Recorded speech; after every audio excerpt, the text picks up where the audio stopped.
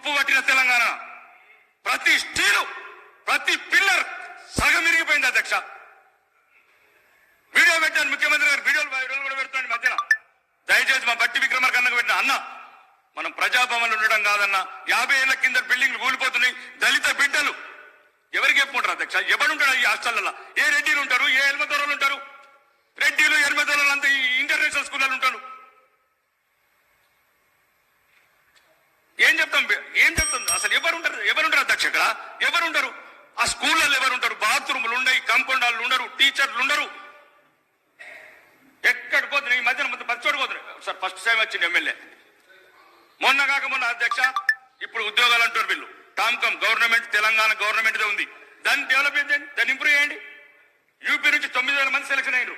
1,38,000 జీతం అధ్యక్ష. ఇజ్రాయిల్లో లెంగన్ అధ్యక్ష, వెతకండి అధ్యక్ష.